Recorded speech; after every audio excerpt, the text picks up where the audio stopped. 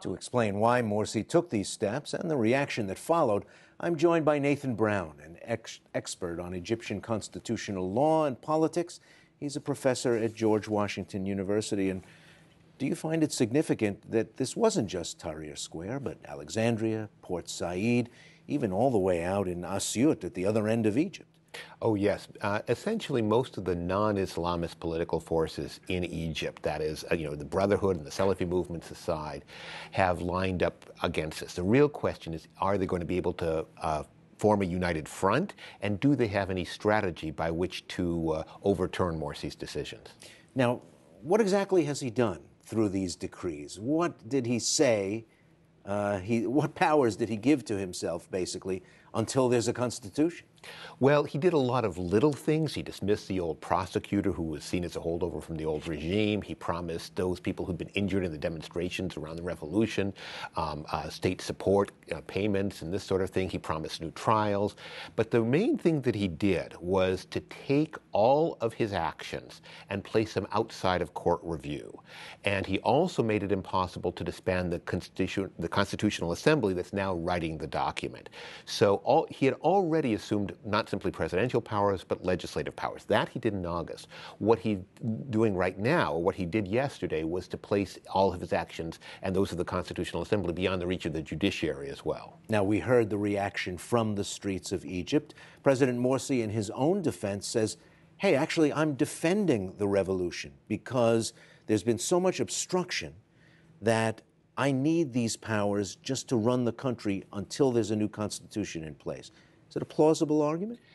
It's a plausible argument, but I think for the transition it's a dangerous one. Essentially what you have is a transition process that's worked in a very, very bad fashion from the beginning, and it simply isn't producing a consensus.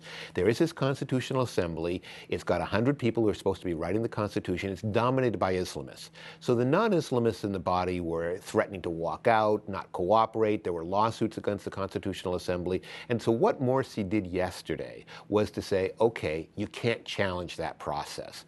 And I think instead of making it so that those people come back to the Assembly and really buckle down and write a consensus document, what it's going to do is harden positions. And so those people who are outside of the process, or those people who are a minority in the Constitutional Assembly, are just going to pull out of it entirely, and the whole process is going to be essentially taking a constitution and writing a constitution and then shoving it down the opposition's throats.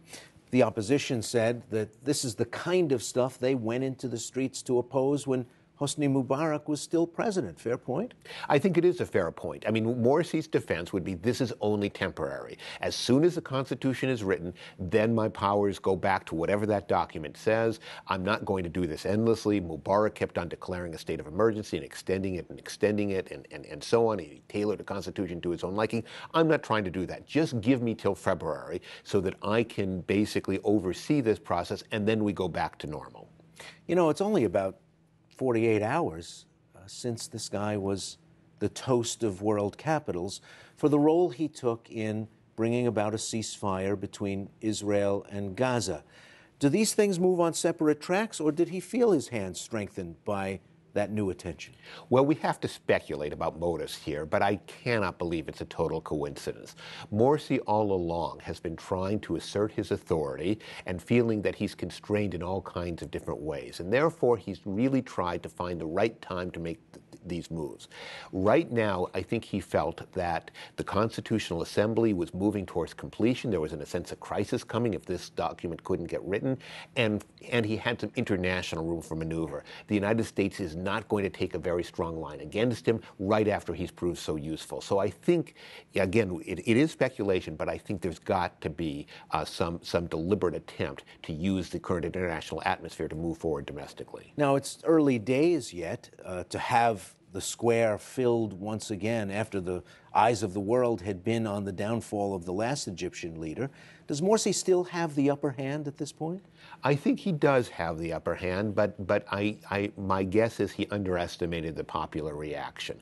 What he had done in his moves yesterday was to pepper his decrees with all kinds of carrots for different groups of the opposition, hoping that he would be able to split them. And that hasn't happened so far.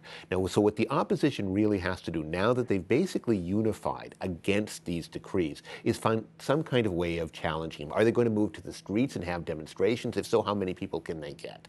Are they going to try to move to the courts and have a court say, you cannot do this? And then have Morsi say, well, yes, I can, and then have some kind of constitutional showdown. They don't have a clear strategy, and that's what they've got to work out over the next couple days. But might this have put pressure in the pipe to avoid despotism, to get a settlement on a constitution and a new parliament sooner rather than later? I think, if you take a look at the actual constitution that they're writing, then you don't see a document that is all that problematic. It's got some of the opposition and members of the assembly will have some clauses that bother them. It's probably not the constitution that everybody was dreaming about, but it is still a workable document. The real problem is if you go in, even with the workable document, into a situation where there is this much distrust and this much bitterness, and where people are convinced that the elections are not really going to be fair, they've got to take their battle into the streets, then you're not going to have a stable political system that comes out of this. Professor Nathan Brown, thanks for joining us. Thank you. We have a slideshow of images from Egypt on our website.